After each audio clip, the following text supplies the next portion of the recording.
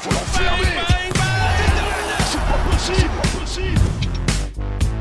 Bonjour à toutes, bonjour à tous, bienvenue pour un nouvel épisode du podcast comme d'habitude chaque lundi et avec une équipe désormais gagnante entre Nicolas Sarnac et le coach Jack Monclar. Bonjour à tous les deux. Bonjour, bonsoir Baptiste, Nico, gagnante, je sais pas, mais en tout cas présente. Salut Baptiste, salut coach. Vous avez passé quand même les play-in, vous serez là encore pour la suite, comme donc 20 équipes qui on connaît désormais les noms.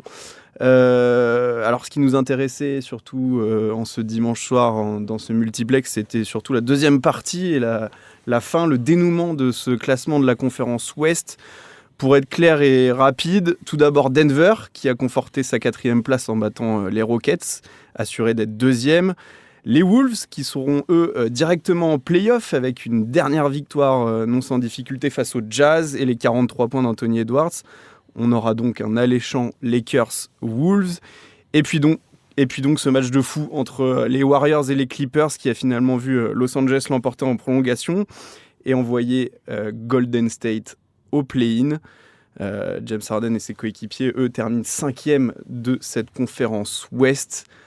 Quel match, messieurs, pour quand même finir la c'est saison beau, régulière. C'était le seul match où il y avait un intérêt vraiment do or die, quoi.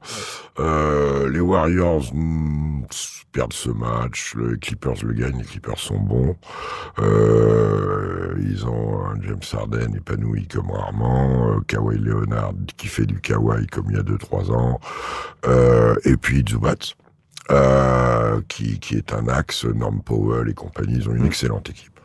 Ah, le 5 et je vais vous dire tout de suite un truc qui m'est monté à la tête ce matin, c'est qu'à l'Ouest, je me dis que ce serait pas totalement déconnant d'imaginer que le 5e, le 6e et celui qui sera 7e tapent le 4, le 3 et le 2. Si je vous fais, on va imaginer que les Warriors s'en sortent et passent en battant Memphis, ou que Memphis d'ailleurs, contre Houston, ça se joue. Les Lakers, pour moi, c'est le pire tirage Minnesota qu'ils pouvaient avoir au premier tour. Quant à Denver, est-ce qu'ils donnent des gages complètement rassurants malgré 3 victoires et une application sur les derniers matchs et le dernier notamment de leur part, un Jamal Murray qui remet un peu le nez à la fenêtre, etc. Est-ce qu'ils ont de la marge sur les Clippers ? Non, ça confirme ce qu'on disait, c'est que de 2 à 8, c'est un imbroglio total à l'Ouest et il reste en l'état. Voilà, pour en revenir aux Warriors, je trouve qu'ils jouent trop petit hier. Je trouve que c'est dommage de se passer de la puissance de poste de Looney qui en cumule et de Jackson Davis et que ça amène Draymond Green à être souvent battu sur les alley-oops, même si par ailleurs il fait un bon match. Je trouve qu'il joue trop petit et qu'il laisse trop de glace là-dedans. Que les Clippers sont forts. Que Steph Curry hier les tient longtemps à un haut pourcentage, que Podziemski, c'est pas tous les coups que ça marche. Il met des paniers importants. Kuminga, je comprends pas pourquoi il a si peu ou pas joué hier. Voilà, mais que le match d'hier, il peut arriver, mais que perdre, c'était à New Orleans ou à Charlotte, où ils en ont laissé comme ça à Philadelphie aussi. San Antonio, pour les Warriors, et San Antonio en menant de 20 à 12 minutes de la fin, ou 9 minutes de la fin. Donc, voilà, maintenant à eux de battre Memphis mardi, en espérant que la cuisse de Jimmy Butler sera... Oui, il a pris un petit coup en fin de match. C'est une béquille, non, qui prend à la plein fin. fer. Ouais, de Kawhi. Donc, plein j'ai peur que ce soit le genou, mais... Non, c'est béquille. Béquille, mais bon... Et belle défense, d'ailleurs. Ouais, en l'air, il le prend, paf. Mais est-ce que Steve Kerr va être limogé de Golden State, comme les Warriors se terminent 7e de la conférence Ouest, et il va suivre le chemin de Taylor Jenkins ils ont longtemps été et de Michael Malone. Ils ont longtemps été 11e, 12e. Mais pourquoi pas, tu vois. Moi, je sais pas. Là, ce serait de la Côte d'Ivoire à la canne. Non, mais tu vois, on vire les coachs qui sont en 5e, 4e, pourquoi pas virer ceux qui sont 7e. Non, pour plus sérieusement, c'était un peu le début du play-in, finalement, hier soir. Oui. Minnesota aurait pu être le grand vainqueur de cette histoire, parce que si les Warriors avaient gagné, les Wolves étaient 5e, il me semble, de l'Ouest. Il serait passé, et Denver passé 7e. même les Clippers seraient passés 7e. Moi, j'ai beaucoup aimé ce match et je trouve ça dommage que Steve Kerr n'arrive pas à faire jouer et Kuminga et Butler ensemble depuis l'arrivée de Jimmy B. Ça, je pense que c'est un souci qu'il n'a pas réussi à régler. Je suis pas sûr que ça soit réglé en play-off parce que maintenant que les rotations sont établies, si Kuminga sort de la rotation sur un match aussi important, je le vois mal revenir et avoir des minutes importantes. Donc ouais, je trouve que c'est un peu dommage et ouais, les Warriors méritent un peu ce qui leur arrive parce qu'ils ont lâché des matchs, comme disait Jacques, qu'ils n'auraient pas dû perdre en fait. Et ils tout simplement. Condamnés à l'excellence du fait de leur mauvais passage d'hiver, les blessures, etc. Après, je suis moins d'accord sur les rotations figées en play-off s'il y a des séries. On verra en play-off. Peut-être pas avec Steve Kerr, en tout cas c'est moins vrai que il faut Steve y Kerr aller, qu'avec d'autres il coachs. faut y aller en play-off. Mais tu sais, il y aura des matchs. Ça va être tellement serré. Alors oui, les coups sur la tête et tu fais un 4-0 ou 4-1. Mais quand même, globalement, je vois peu d'équipes exploser comme ça, tellement tout ça est proche. Le niveau du 8e Memphis et donc le niveau d'une équipe qui a navigué entre la 2e et la 4e place toute la saison et qui sur les 3 dernières semaines prend un hockey et se retrouve 8e. Alors là, oui, tu parlais de changement de coach, là celui-là... Ils oui, étaient 5e, non, quand ils ça sautent, commençait à descendre un peu. Ça a commencé à descendre. Ils se sont fait du souci, ils se sont dit on va agir pour pas que ça arrive et bam. Ouais. Et heureusement que Sacramento et Dallas étaient trop lents parce que tu laisses 2 semaines de compétition en plus, peut-être que ça continue de glisser les Grizzlies, Oui, tu vois. Ceci dit, même s'il y a avantage du terrain pour le perdant du match 7-8, c'est un match à haute pression sur une équipe qui vient de gagner un match. Donc c'est jamais un match facile et on se souvient que par exemple Miami est allé en finale en s'en sortant un peu miracle dans le 2e match de play-in à la maison contre les Bulls à l'époque. Incroyable. Voilà. Et l'histoire des playoffs, elle est là. Quant à l'Est, ma foi, le match 4-5 est une belle revanche et un beau remake de l'année dernière avec un Giannis incandescent. Et ça risque d'être un sérieux épine dans le pied. Avec Indiana à l'avantage du terrain cette fois-ci. Que Boston, Orlando a priori, que Atlanta, Cleveland qui a lâché des matchs en fin de saison, qui doit remettre la machine en route.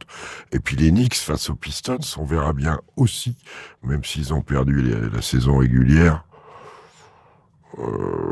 Ce serait vraiment un échec terrible pour Tom Thibodeau et son groupe de pas passer un tour.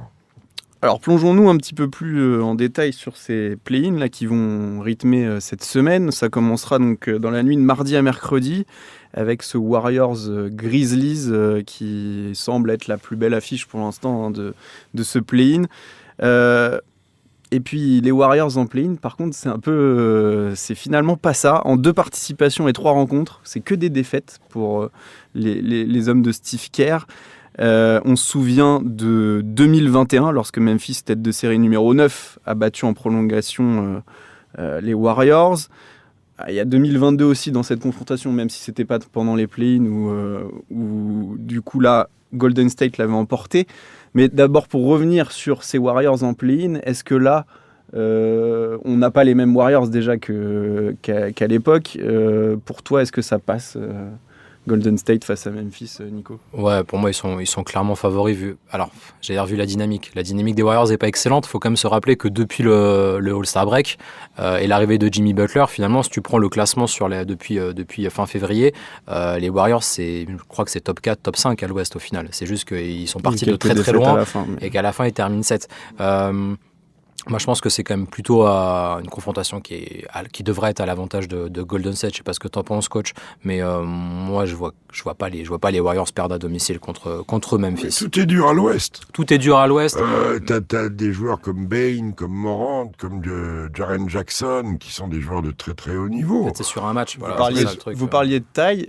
Jaren Jackson Jr. Il peut s'amuser là dans la raquette des Warriors. Il y a Zach Edey, ils ont pas Brandon Clark Clark, mais il y a Santi Aldama, il y a même Jay Huff. C'est une équipe d'arrière, ce qui va plutôt bien aux Warriors, et de très grand. Donc c'est pour ça, je pense que le 5 qui fonctionne, que Steve Kerr adore, avec Green en 5 et Butler. Alors à l'époque, il faisait jouer Kuminga avec, c'était bien, Butler Kuminga 3-4-4-3, mais je trouve quand même qu'avoir un grand corps, l'accès au cercle, surtout avec des Ja Morant, surtout avec des mecs de pénétration comme ça, t'as même des Luke Kennard, enfin c'est une bonne équipe, Memphis, même si elle finit mal la saison, que Ja Morant est sur l'alternative. Il a beaucoup de choses en lui dans le déroulement du match. Si t'arrives à baisser son pourcentage, genre tu te mets 25 points, mais en faisant 7 sur 25, 7 sur 20 même, ça va. Il faut lui baisser le pourcentage. Et c'est valable dans l'autre sens pour Memphis de faire ça avec Curry. Justement, on se souvient au dernier match, c'était le 1er avril dernier, donc il n'y a pas si longtemps. Curry 52 points, Ja Morant 36. Est-ce que on peut s'attendre à un duel comme ça de meneurs aussi Déjà, c'est une nouvelle saison qui apparaît, et dès les play-in. Et cette saison-là appartient aux joueurs différents. Donc, à ceux-là, du coup. A priori, oui, mais enfin. Peut-être un peu plus pour Curry. À Memphis, il y a Jaren Jackson. Draymond Green est battu physiquement, là. Encore faut-il que Jaren Jackson Jr. soit pas en full trouble et qu'il puisse être sur le terrain, parce que c'est ce qui lui arrive souvent quand même à GGG, et ça c'est quand même une sacrée limite parfois pour Memphis, surtout sur un match. Pas qu'il se rate. Si ça digne avant, et notamment Ja Morant défendait plus sérieusement, il aurait moins d'aide à donner et à venir faire des fautes pour contrôler l'accès au cercle. Aussi, tout ça est une affaire collective. Curieusement, Memphis, depuis qu'ils ont changé de coach, ils ont installé des choses en attaque, le pick central, ils ont des pick and roll pour Ja Morant, ok, très bien. Ils jouent un peu différemment, mais pour l'instant, leur défense n'est pas au niveau. Quant aux Warriors, je répète, je vois pas pourquoi ils se privent de la taille de 3 mecs entre 2,8 m et 2,15 m.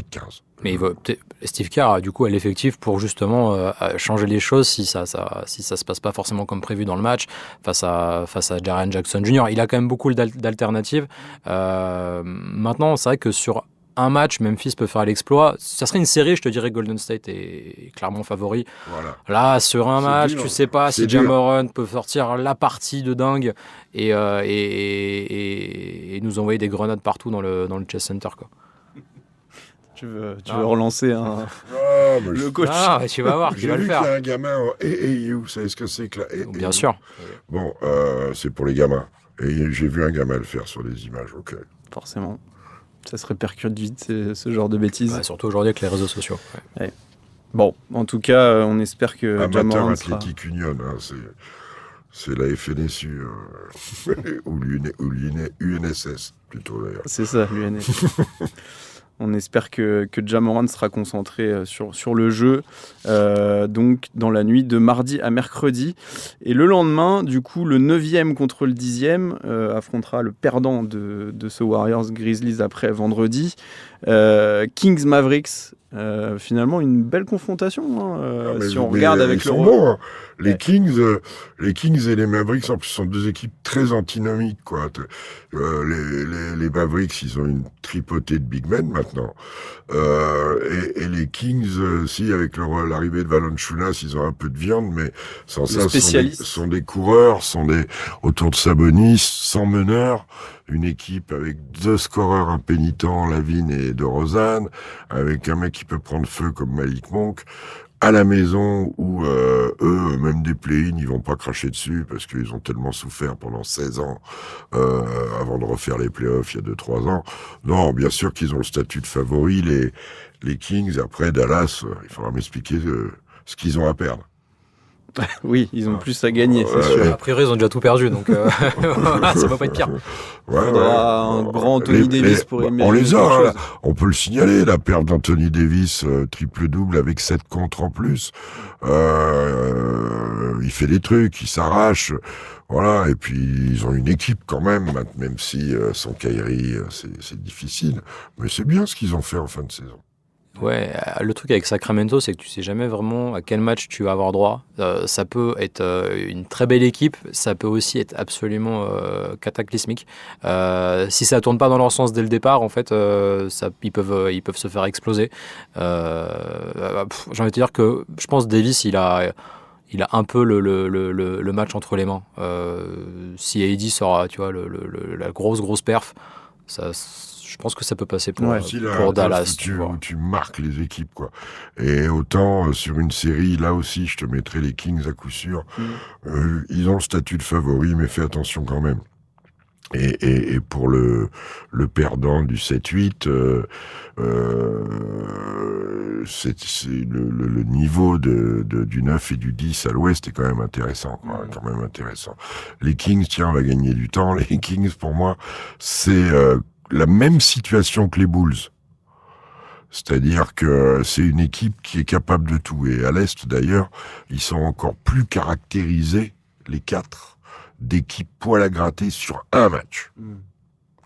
Orlando, Atlanta, Bulls et le dernier Miami.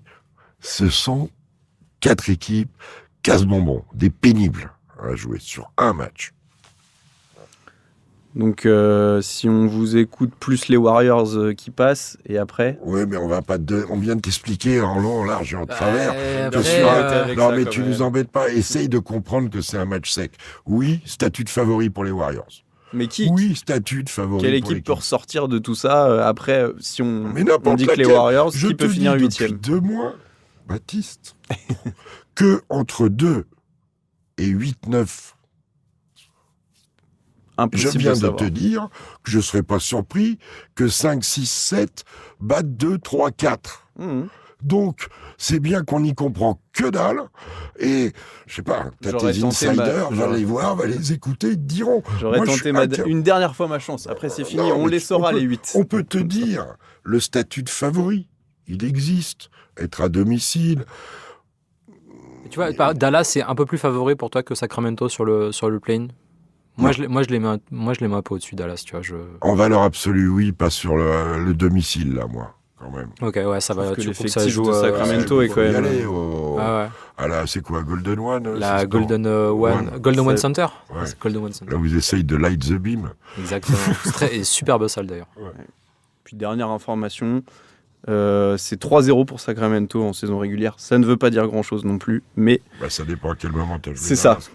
Je crois que c'était en fin de saison. Ce qui est sûr, c'est que tu les as jamais joués avec Kyrie et Anthony Davis. Non, normalement, non. Non, c'est pas possible. Passons à l'Est, avec ce Magic Hawks, du coup, le 7e contre le 8e, dans la nuit de mardi à mercredi aussi à 1h30 du matin. Qu'est-ce qu'on en pense? C'est pareil, c'est toujours un peu compliqué de c'est voir la même chose, le Magic, c'est un faux 7e, parce que dans l'absolu, avec Mo Wagner et Jalen Suggs, ils auraient dû faire les playoffs. Qui sont dépendants de la main. En face, il y a un des tout meilleurs meneurs de la ligue. C'est ça. Mais je dirais que le statut entre guillemets de favori, je le mets sur Orlando. Comme je le mettrais sur Chicago, sur l'avantage du terrain sur un match sec. Voilà. Maintenant, on n'est pas à l'abri de quoi que ce soit. Atlanta est capable de grandes perfs. Il faut que Zachary soit au top. Il faut que les entrants, les Georges Niang, les Caris Levert, les Vit Krejci, tous les gars qui ont bénéficié des minutes données par le départ de Bogdanovic et de DeAndre Hunter s'alignent, que Dyson Daniels soit au top, Okungu aussi, et Atlanta est une bonne équipe. Disons qu'il n'y aura pas de surprise si Miami et Atlanta sortent par rapport à la saison régulière, où ils ont de l'avance quand même, où les autres font ils font figure de cancre au niveau du ratio victoire-défaite. Même si Miami, il y a peu d'équipes qui aiment les jouer, parce qu'il y a des joueurs qui peuvent prendre feu. Comme partout, c'est plein de bons joueurs. Et si c'est sur un match sec, tout peut arriver. Pour ça, moi là, en play-in, j'ai tendance à penser à l'avantage du terrain, oui. Nico, t'es d'accord? Ou il y a un Trae Young qui peut prendre feu? Trae Young, il va jouer face à une des défenses les plus réputées finalement de la NBA. En fait, le truc, c'est que je me dis que sur une série, il pourrait Orlando arriver un peu à le verrouiller sur un match. En fait, l'autre c'est un fou. Il peut sortir, mais il peut faire finir à 45 points, 12 passes quoi. Donc moi, je vais pas dire que j'aime pas forcément cette équipe d'Atlanta, mais je trouve qu'elle a moyen de faire bien vaciller Orlando. Après, ouais, encore une fois, comme disait Jacques, l'avantage du terrain sur un match. T'as beaucoup de talent avec Banchero et Franz Wagner. Voilà. L'Ouest m'excite un peu plus que l'Est sur le play-in, je te cache pas. Play-in, ouais. Après, en play-off... le Knicks Pistons, par contre, c'est celle que je veux voir absolument. Moi, je veux voir Giannis s'énerver comme ça sur la revanche contre Indiana, qui a une équipe qu'on peut bien aimer parce qu'elle est longue, bien construite et tout. Elle a fait des perfs, la finale de conf, la NBA Cup. Elle est là. Mais l'autre, en ce moment, je le trouve quand même assez monstrueux. Giannis Antetokounmpo, et puis bizarrement, il joue pas mal en ce moment, avec des petits jeunes qui s'éclatent et qui sont capables de jouer au-dessus, comme Rollins et compagnie. Là, dans un match pour rien, Connaughton qui en colle 43, c'est pas neutre non plus. Record en carrière. Voilà, quoi, le retour de Bobby Portis, Kuzma qui a l'air de... apaisé, poil à gratter aussi. C'est des profils, enfin Kuzma, finalement, moi je suis pas forcément fan du joueur, mais je trouvais que c'était un profil qui pouvait coller un peu avec Giannis sur du... pas vraiment du small ball, mais tu vois, si tu joues avec Kuzma et Giannis seulement dans la raquette, moi j'aime bien sur certaines séquences, je trouve que ça peut être assez intéressant. Si Kuzma est bien luné, c'est toujours un peu la même histoire. Après, je trouve que Indiana est quand même vachement sur la série avec l'avantage du terrain. Je pense que Giannis va s'essouffler. Tu joues là-dessus. Je pense que les Pacers, à l'usure, je pense qu'ils vont les avoir, les Bucks, mais ça sera en 6 ou 7. Tu vois. C'est vrai qu'ils sont équipés et que la présence d'un Siakam devient fondamentale, que des profils physiques comme Bobby Toppin. Voilà, mais quand même. Et d'ailleurs, je suis très surpris du recrutement de PJ Tucker. Et je me disais aussi que les Knicks l'ont peut-être pris pour avoir un défenseur de plus s'ils doivent jouer Giannis à un moment ou à un autre, ce qui est pas le cas puisqu'ils sont pas du même côté. Mais à l'époque, ils le savaient pas obligatoirement puisque Milwaukee était 6e avant de finir très fort. Parce que Giannis est un cas social et que sur une série hors blessure, hors chute comme on a déjà connu, là il est plein badin quand même. Il a jamais fait autant de passes. Ses pourcentages sont bons, son jeu est ciblé. C'est un boulet pour la. Ah oui, non, mais après il peut te faire la série de mammouth et porter les Bucks sur voilà. Mais je pense que Indiana a quand même un peu plus de certitude, un meilleur collectif. Il va falloir qu'Haliburton soit très bon quand même. Oui. Comment ? Comme l'année dernière. Ouais, comme l'année dernière. Oui, c'est ça, mais qu'il soit régulier, quoi. Il va falloir qu'il élève le niveau et qu'il est là, qu'au shoot, ça rentre pour lui. Parce que je trouve qu'il a quand même un jeu qui dépend quand même pas mal de ça. Enfin, ça peut être un peu tout ou rien. Ils ont beaucoup de joueurs, Nembhard, Shepard. Ouais, mais c'est ça. Il y a une grosse profondeur. Beaucoup C'est très homogène. Et c'est pour ça que tu as raison de parler d'Haliburton. Les playoffs appartiennent aux joueurs différents.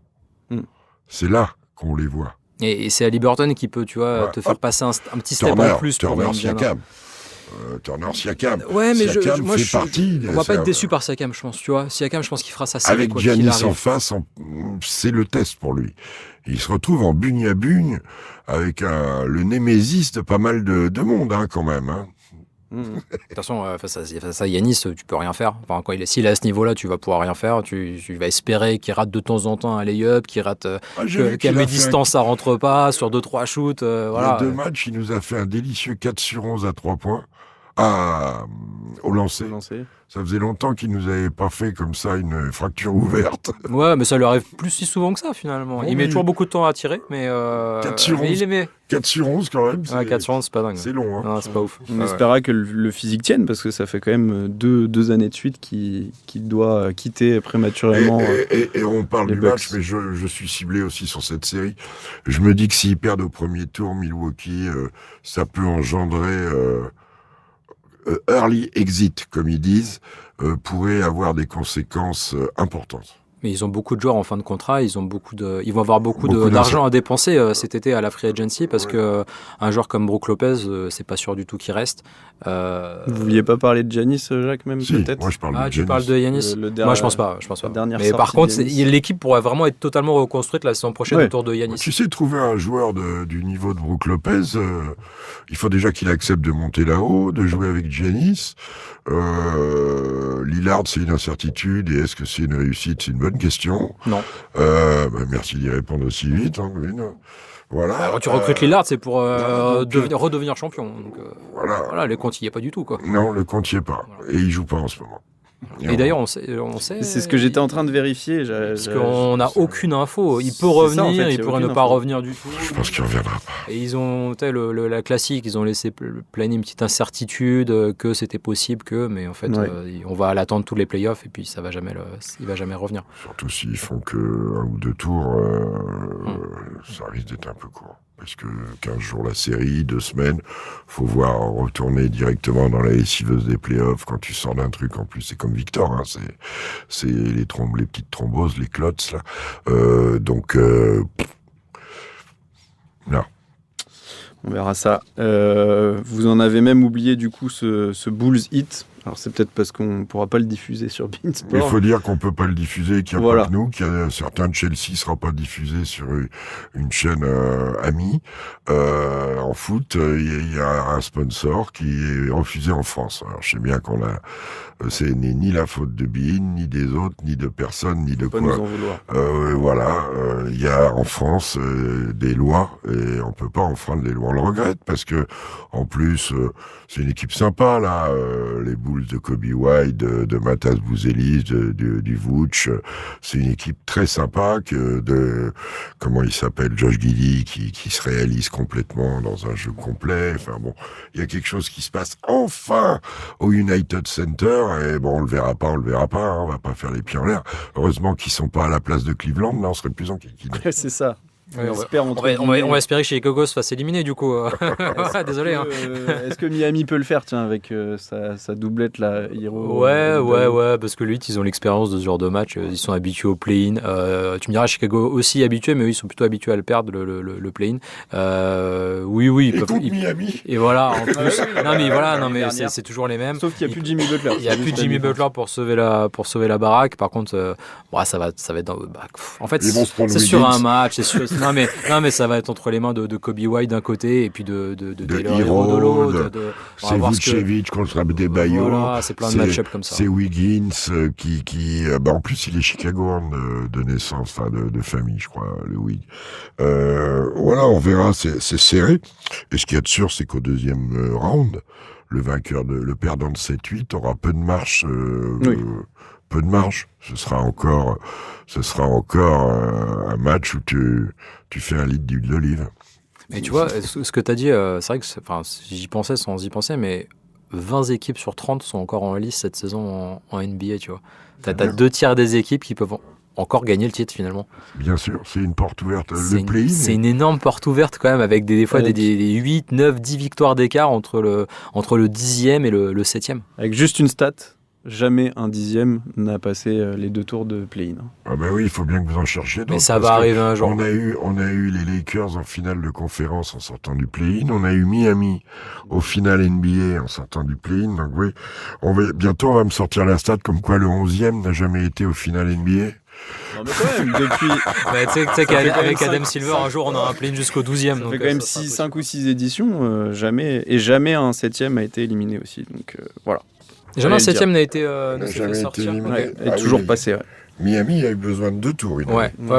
Mais c'est l'année où ils s'en sortent contre les Bulls. Et juste comme ça pour finir, tu disais au début, Jacques, que les Wolves, c'était ce qui va être pire pour les Lakers. Ouais. Pourquoi?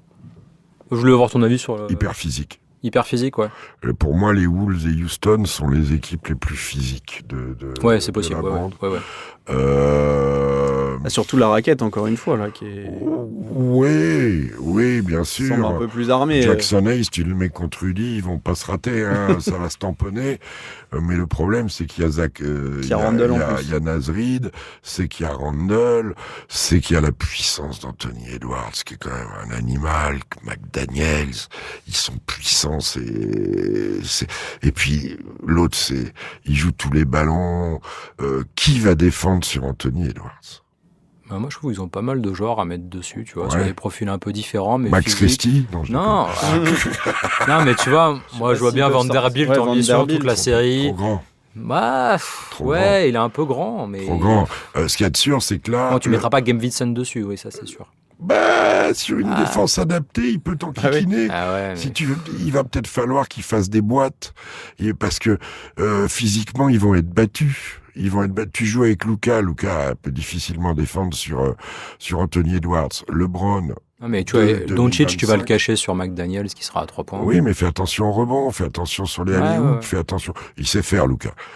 Il sait faire ça. Il compense bien tout ça. LeBron de 2025, il aurait pu, il y a quelques années, défendre sur Anthony Edwards sur une série, je crois pas. Rudy, en ce moment, il prend des rebonds, il a des hauts pourcentages. Nasrid, Julius Randle, ça pèse, c'est lourd, c'est extérieur, intérieur, c'est DiVincenzo, c'est intense. De la rotation. Il va falloir que JJ Redick fasse des zones. Moi, je crois là aux zones match-up. Il n'y Ah, mais a pas oui. de honte. Bah, les Warriors ont défendu en zone hier. Oui, parce qu'ils jouaient trop petits. Mm. C'est un peu la problématique que risque d'avoir JJ Redick, la taille. Alors oui, Hachimura, oui, Vanderbilt sont des bons joueurs, mais c'est plus grand. Il est vite, Anthony Edwards. Ah non, mais oui, tu il a mettras la pas. vitesse d'un poste 2. Oui, oui, non, mais bien sûr. Il a la Oui, vitesse oui. d'un poste 1, 2. Non, mais Anthony Edwards, il peut vraiment être un gros souci pour les Lakers, mais je pense que c'est un peu le seul sur la série qui peut, tu vois. Je pense qu'il va être un peu seul et qu'offensivement, ça va être un peu limité à un moment, les Wolves. Julius Randle limité. Bah, De cercle alors, à cercle. en playoff, Il va être moi opposé. j'attends de voir en playoff. Il va Julius être Randle. opposé à qui en poste 4? Raconte-moi. Bah, tu mets Finney Smith. Hachimura, Will peut-être. Smith. Et Hachimura. Mais Hachimura est capable de très bien défendre. Hein. Franchement, Moi, c'est pour ça que je vois trouve plus LeBron que sur les Edwards. Lakers, Alors, en fait, moi, les alors, Lakers, je- tu les prends individuellement, c'est Hachimura, pas je le le top. connais bien, alors je vais être un peu... Autant Finney Smith, oui, un joueur de très très haut niveau. Autant Philippe. Hachimura, mentalement, il est trop fragile. J'ai le souvenir de ces 2 fautes techniques avec le Japon où il se fait expulser Oui, contre mais la France. je pense qu'en fait, J'ai le souvenir de mec qui fait 3 minutes, t'as l'impression que c'est Mm. un joueur superstar, et puis il disparaît complètement. Ouais, Et l'adresse. défensivement, il m'a jamais marqué. Rebond, oui. collectivement, en fait, la défense tu les prends un par un, c'est pas impressionnant. Collectivement, ils sont capables d'être C'est très, pour très ça. forts, les Lakers. C'est pour ça que je pense qu'ils vont faire des zones. Ouais, c'est possible. Ouais, c'est fort Et des possible. boîtes, et isoler Anthony Edwards, peut-être l'isoler en le laissant shooter, en baissant son pourcentage, mais qui règne pas sur les pénétrations et sur les passes. En face, on verra aussi Conley, qui est quand même l'horloger de cette équipe, quoi qu'il en soit, même si c'est sur ce poste-là qu'ils doivent se renforcer. Des Nickel Alexander Walker, des DiVincenzo, ça c'est joué au basket, ça défend fort. Sur Austin Reeves, qui est quand même un cas social aussi, lui, avec les 2 autres, avec Luka et LeBron. Oui, parce que ce qu'on dit d'un côté, ça Oui. va de l'autre. Que va faire Minnesota face au trio? Mais ils sont longs en effectif aussi. Les 2 équipes sont longues en effectif. Et le physique de Minnesota m'impressionne. Rudy est impressionnant. Randle est impressionnant. Nasrid est impressionnant. Ce sont des babards, les mecs. Oh. Puis ils arrivent avec de la confiance. Ils arrivent, par contre, ouais, ils ont une très Faut bonne être, dynamique. ouais. Ça, c'est tout à fait vrai. Mais ils sont capables du meilleur comme du pire. Ils sont capables d'aller en prendre 2 à Los Angeles et de les rendre chez eux. Hein. C'est une équipe...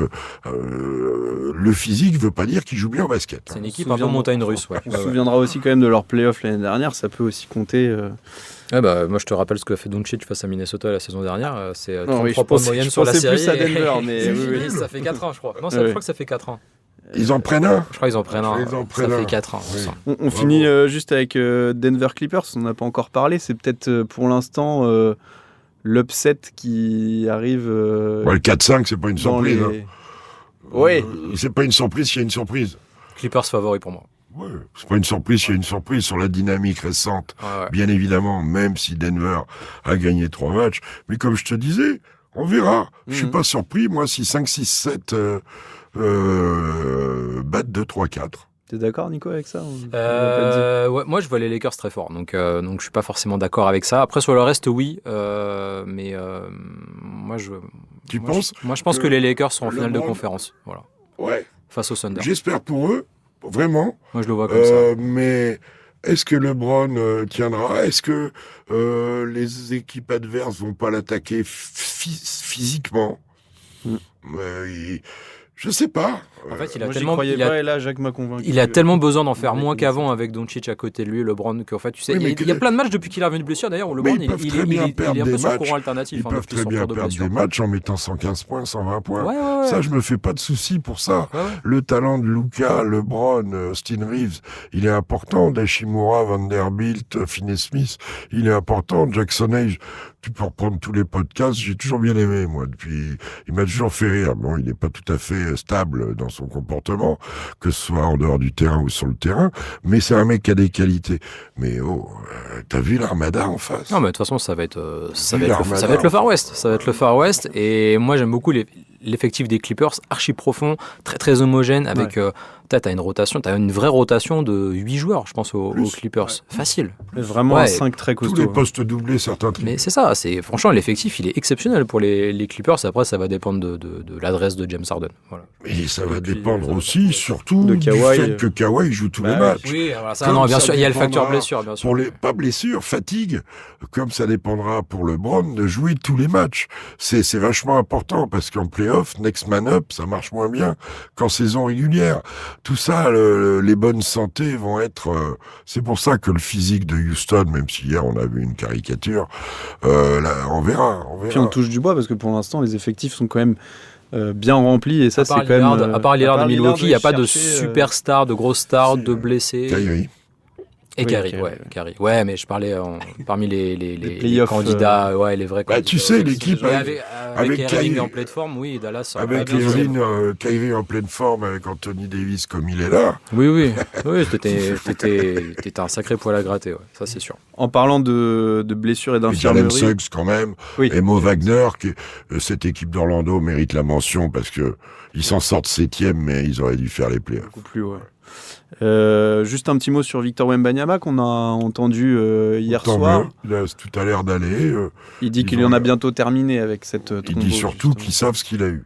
Oui. Sans nous dire ce qu'il a eu. Et qu'il a fait Voilà. plusieurs passages Merci les Spurs, c'est très à bien. l'hôpital. C'est toujours un peu la même histoire, la grande muette, on va pas savoir exactement. Non, mais tu vois, je te l'ai dit avant que tu allais la sortir.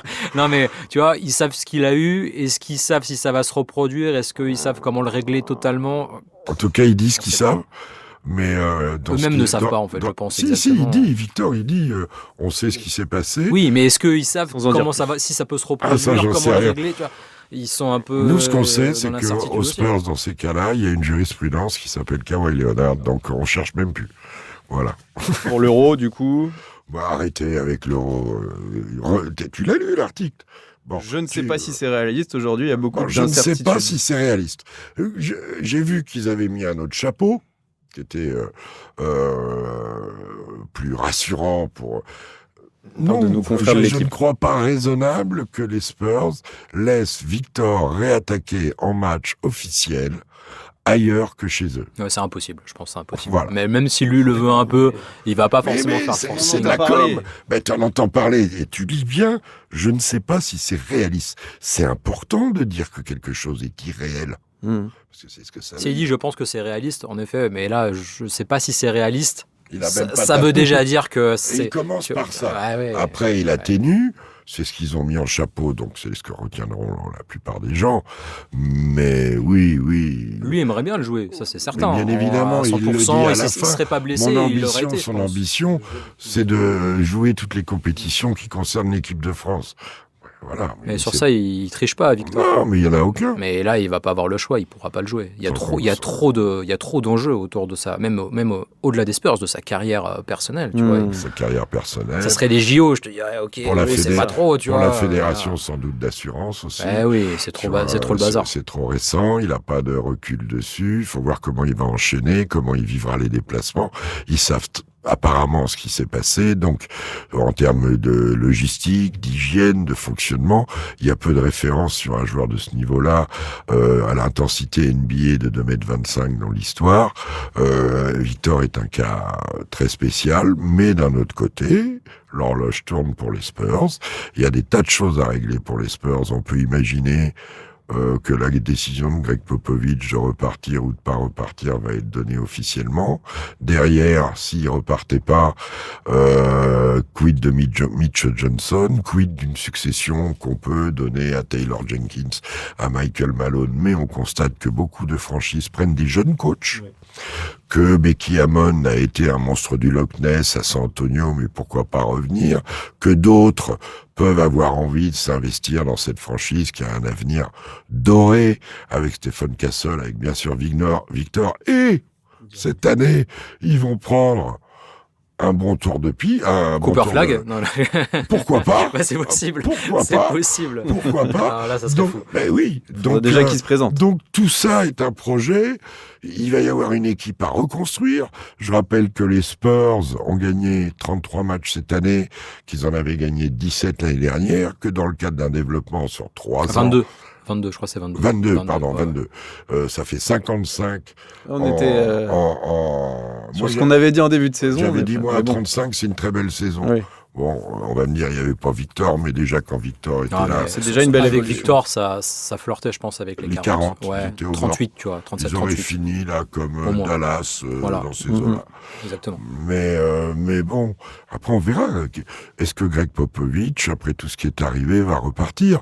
Quelle est la situation et la position que peuvent prendre les Spurs avec cet homme? C'est la franchise. Est-ce qu'on peut lui souffler une réponse? Est-ce qu'on peut souhaiter une réponse?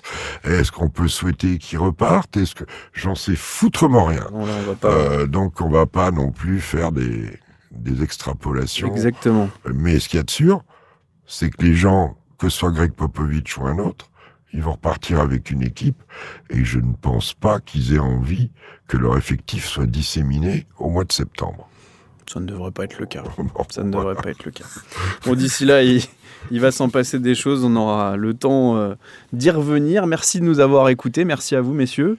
On se retrouve vendredi, du coup, pour encore mieux parler de ces playoffs qui vont... Vendredi, il n'y a pas d'émission. Il n'y a pas vendredi. Moi, j'arriverai vendredi après-midi un peu tard. Donc, il y aura un podcast, alors. On fera quelque chose vendredi, je pense. Ouais, ça va le faire. Ça va le faire. D'accord. Ok. Ça va le faire. On s'en reparle, mais je pense, Attendez, je pense que quand même, pour le début des playoffs. Moi, je suis dispo, mais vous savez bien, le travail télé et le télétravail, c'est pas des copains. Donc. Le télépodcast, c'est encore autre chose.